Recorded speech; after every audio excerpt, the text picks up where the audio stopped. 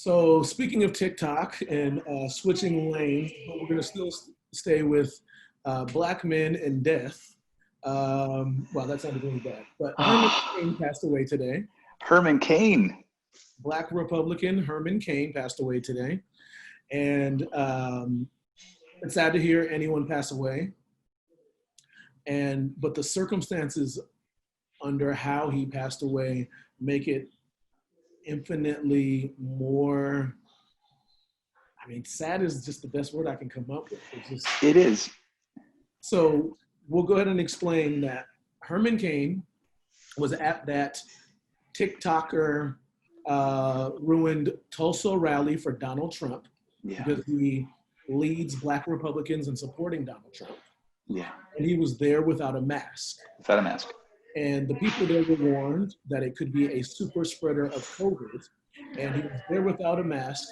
And the timing of when that happened and when he developed COVID points to the fact that he may have developed COVID from that, from there. Yeah. They did not, I don't think it's been pinpointed at this time. This is a very new story, but it's showing that he may have developed it there. The one thing that I will say about COVID is I kind of think of it like, STDs. And, someone that is more loose with their morals or their standards are more likely to be more loose with their standards with other people. So if they're willing to hang out with you in public, then they're probably hanging out with other people in public. If they're willing to go through large gatherings, then they are probably willing to be, they've already gone to large gatherings. So you're increasing your chances. Just like with not our area of expertise, but sex ed. If someone is more willing to have sex with you, then they're probably more willing to have sex with other people. And that means that you have a higher likelihood of catching something. I feel like I'm getting a preview of how you're going to talk to your kids. There will be an app for that. Hopefully there'll be an app for that. There'll be an app for that. So I wasn't quite going to go down that route, but I mean, certainly the being there without a mask, because I mean, that was my worry with a lot of these protests, and there haven't been outbreaks, at least associated with all the protests we're seeing everywhere, because people are covering up and they are taking precautions, even though they're being out there in public with a crowd of people. Herman Cain was not wearing a mask because it's a sign of their dedication to the president really is what it is. I mean, he gave his life for the president because he wanted to stand with him in the way that the president wanted him to be. He took his directions from the top and wanted to be in public in the crowd without a mask and died. And so his dedication to the president makes it tough. Well, and actually, let me go back a little bit because I think a lot of people don't understand Herman Cain is a self-made millionaire. Yeah. He's a self-made millionaire who lived in segregated, I think, South Carolina. I think so, somewhere in the South. I may be wrong about the state, but he was the CEO of Godfather's Pizza. Went to Morehouse, and very intelligent man. Yeah. Wanted to be a difference maker. Mm-hmm. And as with many Black Republicans, he saw how his individual determination led to his success. Mm-hmm. And so to him, everyone can be as individually determined as he was. And so that is the political agenda that he pushes. Yeah. And it makes sense. He's not a bad person. No. In any way. And so that's why I want to talk about Black Republicans and Latino Republicans too, because I mean, it's a difference of how you tell your life story. You can tell your life story about your successes and failures based on your individual efforts or systemic factors. And in reality, both are at play. It's which ones do you emphasize and which ones do you want to align public policy to? And do you want to have people focus on their own efforts and overcoming those obstacles that they can't do much about? Or do you want people to focus on passing policies that alleviate structural obstacles to people's success? And so, I mean, there is value in having people of good faith, and I don't think everybody makes a good faith argument, especially on the Republican side. Some do, but it's important to have people of good faith from all our communities on both sides of the aisle. And so, I feel like there's a tendency to want to throw a lot of cheap shots at Republicans of color. Very tempting to throw cheap shots. I'm trying to take a principled stance here and say it is important that we have people on both sides, because part of personal responsibility does play a role in people's lives. There's all kinds of structural racism and structural obstacles that we absolutely have to focus on. That's why I'm more liberal. But we do need people there making that argument and trying to fight for a more, I think, responsible, good faith oriented Republican Party.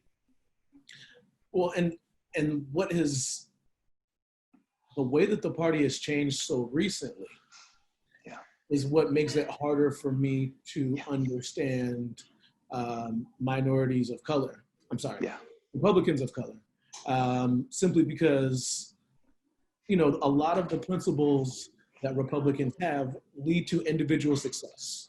Yeah. Like there are things that I employ in my own life to make me a successful individual.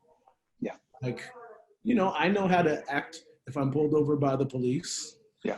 And make sure my hands are where they need to be. I'm not even touching the window or anything else until I am instructed to do so, because I want to survive that incident. Mm-hmm. But I'm still gonna fight. Like that shouldn't have to be the norm. I'm still gonna fight so that the same way that a white male feels when he gets pulled over, hopefully eventually my grandson will feel that same way. Yeah. And so I do teach individual responsibility to my children. I do teach that to our students. But in the greater picture, the differentiation is how we approach how everyone as a community is affected. Like you said, collective versus individual. Yeah. But the tougher thing, going back to my original point, is seeing the amount of racism and the current and the racist things that are a part of a large part of the movement. And it's sad that there's not a split in people of color who want to be conservative, and that they aren't able to move the party. It's moving the other way. Yeah, because honestly, I think having more Republicans of color would be better for people of color who are liberal, because I do think that Democrats take people of color for advantage. They take advantage of them. They assume that you're going to vote for them because there aren't many good alternatives. And, and especially when it becomes high stakes presidential elections, you end up with more moderate, who maybe is a little bit, weaker on some of these issues that are so important to people of color. And that's an argument Republicans make, the whole plantation argument, Democrats kind of take it for granted. There's a little bit of truth in that, but they're not offering an alternative. And there's nowhere to go. So it's, well, and their goal isn't necessarily to help to be proactive in supporting legislation or causes that help minorities. No. It's more that they're trying to talk minorities out of voting. Yeah, or at least getting enough to vote for them, but not really follow through either. So, both parties should really be competing for those votes and passing, policies in good faith to address structural problems. And of course, we all take personal responsibility. We're both dads. We both are very active raising our kids. Like, yeah, we're responsible, but we understand that we live within this larger context, and policy affects that context. And there's all kinds of obstacles, and so you have to approach it at that angle, at that level. They structural fixes. And I think also able to understand the privileges that we have, and that and how those privileges have allowed us to do well within the current system. but it doesn't mean that we are satisfied with the current system. We still want to Yeah. make progress towards more equity. And that's kind of how our personal politics play into this. Yeah. So, when I see the Republicans of color, the ones that are making a good faith effort, I like you said, I don't know how they can navigate that party, given that there's a lot of racism in that party, like outward racism in that party. I, you know, I, we need them. I do think we need them there. It's hard to say, but I really do think we need them there. I don't know how they do it. I don't lean that way, so I couldn't do it myself. But it is sad to see someone like Herman Cain, with his upbringing, his life story, his success, and have it end like that. It just Well, and let me add on to that, which is that we're going to actually talk to Cesar Vargas from the class of 2010, who is actually he's in grad school at Stanford, and he's studying this right now. So we'll talk more about that then. But COVID has disproportionately hit people of color, and it is sadly ironic that one of the few people of color in the Republican Party actually got COVID by listening to that party. And with being such a small number, it's just crazy ironic. Yeah. All right, we are going to move on to some news that came out today, which is that Trump mentioned delaying the vote to help mail-in ballots. So he wanted to delay the vote, the November election, for that purpose. What's your thought on that, sir? My thought on that. Ooh, my thought on that. Let me filter my thoughts on that. He can't. Okay. Or you can go, or I can start. Go for it. I'll start. Well, he can't. He can't, right? I mean, he doesn't have the power to move the election. I think this is not what his branch does. So just going. Not what his branch does. So he can't, and it's the end of the story.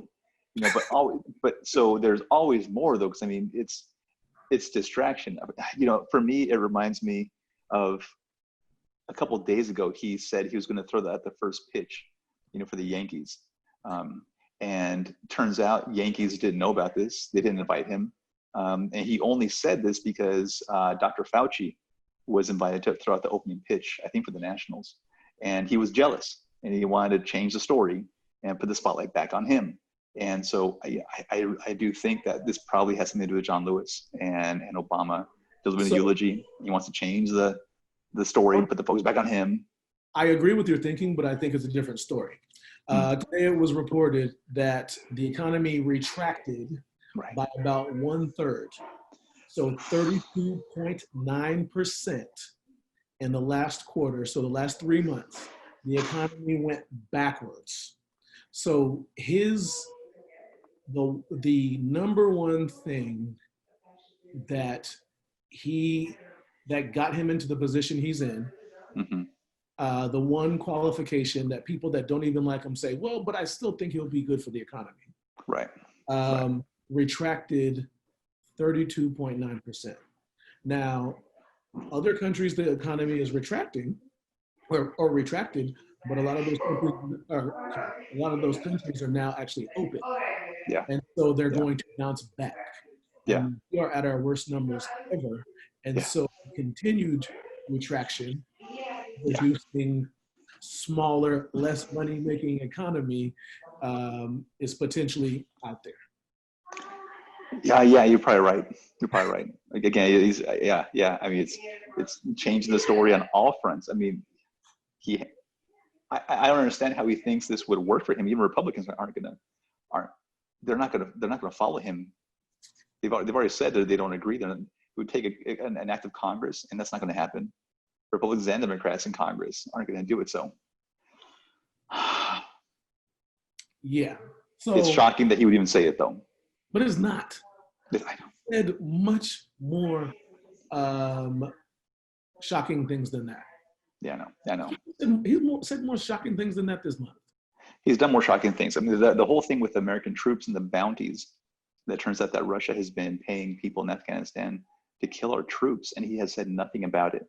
And he's talked with Putin like every 2 weeks for a couple months now, and he will not bring it up to him. And that is shocking. He's the commander in chief, and he knows that his friend in Russia is paying people in Afghanistan to shoot our troops, and he won't defend them. Yeah, that is shocking. I'm going to leave that alone. But yes, that is an example of something more shocking, and it's well, all of this goes into it goes into our current mentality, Right. which is that there has been so many bias. It's great that people have now discovered bias. Right. I think the Right. general public has now discovered bias, but now it's to the point where people are just choosing to hear what they want to hear. No one is hearing from other sides. Mm-hmm. I actually spend time both on CNN and Fox News daily because I want to hear how Yeah. probably equally on opposite sides. Hmm. Okay, not equally, but this is about as close as I'm getting to being on opposite sides. Sure. And hearing a balance between the two and being able to hear the same story and see how that story is presented. And so just like that Chris Wallace interview. Right. And I don't Well, mean he's more responsible. He is a more responsible journalist. He's probably the most responsible journalist on Fox News. Still conservative, but at least that's someone that I would tune into and say, okay, how is he framing it? And he is a again, known journalist. His dad was Mike Wallace, and he's a journalist before he is a political pundit. Again, it comes back to, is that person making a good faith effort?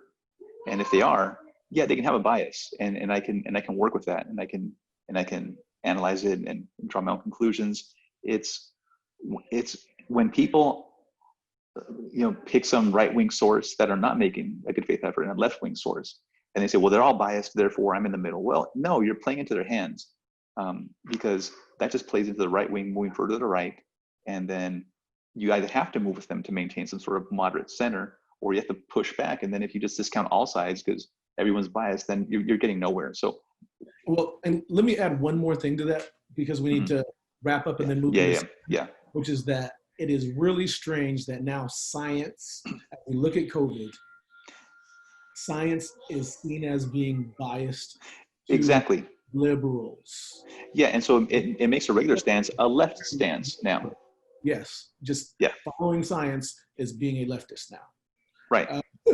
So we're going to actually talk to someone who has studied some of the science with COVID next, which is Cesar Vargas. See you all there. See you all there.